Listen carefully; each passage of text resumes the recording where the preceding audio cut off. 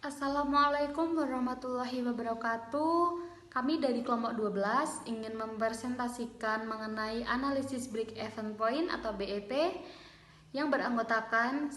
Arnanda Octavia NIM 51801111002, yang kedua Salsabila Saputri NIM 51801111003, yang ketiga Yuliana Gustian NIM 51801111084, dan yang terakhir Melda Agustin NIM 51801111163. Di sini saya Salsabila ingin menjelaskan mengenai pengertian BEP. Break even point atau BEP adalah suatu titik atau keadaan di mana perusahaan di dalam operasinya tidak memperoleh keuntungan dan tidak menderita kerugian. Selanjutnya, analisis break even dapat membantu pemimpin dalam mengambil keputusan mengenai hal-hal sebagai berikut. 1. Jumlah penjualan minimal yang harus dipertahankan agar perusahaan tidak mengalami kerugian. Yang kedua, jumlah penjualan yang harus dicapai untuk memperoleh keuntungan tertentu. Yang ketiga, seberapa jauhkah berkurangnya penjualan agar perusahaan tidak menderita rugi. Yang keempat, untuk mengetahui bagaimana efek perubahan harga jual, biaya, dan volume penjualan terhadap keuntungan yang diperoleh. Saya Arnanda Octavia Tama Putri, NIM 51801111002. Di sini saya akan menjelaskan tentang asumsi dasar penyusunan BEP. Analisis break even point atau BEP berguna apabila beberapa asumsi dasar dipenuhi. Asumsi-asumsi tersebut adalah: 1. Bahwa biaya pada berbagai tingkat kegiatan dapat diperkirakan jumlahnya secara tepat. Dengan demikian, perubahan tingkat produksi dapat dijabarkan menjadi perubahan tingkat biaya.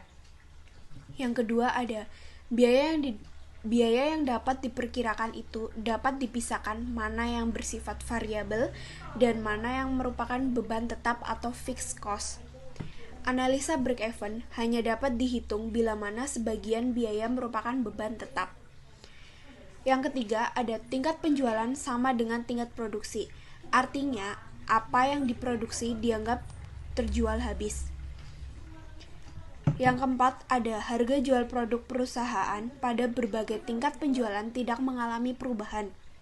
Yang kelima, ada efisiensi perusahaan pada berbagai tingkat kegiatan juga tidak berubah, sehingga biaya variabel setiap unit produk sama untuk berbagai volume produksi. Yang keenam, ada tidak terdapat perubahan pada berbagai kebijakan pimpinan yang secara langsung berpengaruh terhadap beban tetap keseluruhan. Yang terakhir, ketujuh, adalah perusahaan dianggap seakan-akan hanya menjual satu macam produk saja. Bila mana dalam kenyataan produk yang dibuat lebih dari satu macam, maka sales mix dipertahankan tetap sama. Berikutnya ada cara menentukan BEP. Untuk menentukan BEP ada dua cara, yaitu yang pertama adalah dengan cara menghitung BEP berdasarkan unit, yaitu titik peluang pokok BEP yang dinyatakan dalam jumlah penjualan produk dinilai tertentu. Dalam hal ini, kita akan memperkirakan pada jumlah produk keberapa bisnis kita akan mengalami balik modal atau break even point. Yang kedua adalah dengan cara menghitung BEP berdasarkan nominal rupiah, yaitu dengan menghitung titik peluang pokok yang dinyatakan dalam jumlah penjualan atau harga penjualan tertentu. Dalam hal ini, kita akan memperkirakan pada jumlah nominal penjualan berapa bisnis kita akan mengalami balik modal atau break even point. Baik, selanjutnya perkenalkan, nama saya Yuliana Gustian, NPM 51801111084. Di sini saya akan menjelaskan mengenai rumus break even point. Namun sebelumnya perlu diketahui bahwa rumus BEP terdiri dari 3 elemen. Yang pertama fixed cost, yang kedua variable cost, dan yang ketiga adalah harga penjualan. Yang pertama fixed cost atau biaya tetap. Biaya tetap adalah biaya-biaya yang tetap dikeluarkan walaupun kita tidak melakukan penjualan sama sekali. Contoh-contoh dari biaya tetap adalah biaya listrik, biaya sewa, Nah, biaya-biaya tersebut harus tetap dikeluarkan walaupun kita tidak memproduksi ataupun menjual produk kita. Yang kedua adalah variable cost atau biaya variabel. Nah, biaya variabel ini adalah biaya-biaya berkenaan dengan kegiatan usaha kita, berkenaan dengan menjalankan usaha gitu. Jadi, pas kita menjalankan usaha, misalkan kayak gini, untuk distribusi produk, untuk distribusi produk kita memerlukan beberapa biaya, misalkan biaya pengiriman. Nah, biaya pengiriman itu termasuk kepada variable cost. Terus apalagi? Contoh dari variable cost misalnya biaya iklan, biaya promosi. Nah, itu adalah biaya-biaya yang dikeluarkan hanya ketika kita menjalankan usaha. Kalau kita tidak menjalankan usaha, biaya-biaya itu tidak keluar gitu. Yang selanjutnya adalah harga penjualan. Harga penjualan adalah harga yang kita berikan kepada konsumen. Jadi, berapa rupiah atau berapa nominal rupiah yang kita tetapkan untuk suatu produk yang dan dijual kepada konsumen, itu harga penjualan. Dari sini kita bisa tahu bahwa rumus BEP itu memang ada 3 elemennya yang tadi saya ulangi lagi. Yang pertama yaitu biaya tetap, terus biaya variabel dan harga penjualan.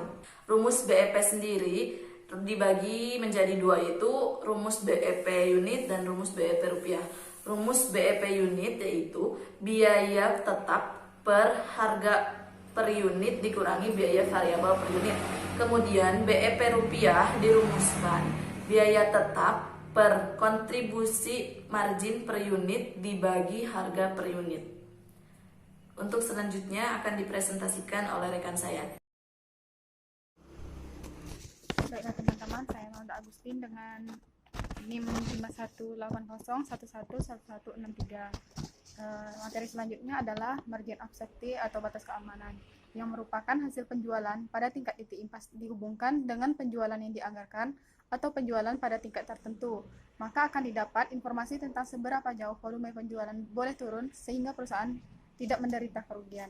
Misalnya, perusahaan melakukan penjualan 500 unit dengan pendapatan Rp750.000 dengan titik impasnya Rp450.000. Jadi, margin pengamannya adalah Rp350.000 dengan volume 200 unit atau 40% dari jumlah penjualan yang telah Materi yang selanjutnya ada shutdown point, yaitu analisis terhadap titik pada tingkat penjualan usaha perusahaan secara ekonomis tidak pantas dilanjutkan. Nah, kejadian ini terjadi apabila harga output sama dengan harga variabel rata-rata. Selanjutnya ada BEP pada bauran penjualan. Perhitungan atau penutupan BEP tergantung pada konsep-konsep yang mendasari atau asumsi yang digunakan di dalamnya. Baiklah teman-teman, sekian presentasi dari kelompok 12. Lebih dan kurangnya kami mohon maaf. Wabillahi taufiq wal hidayah. Wassalamualaikum warahmatullahi wabarakatuh.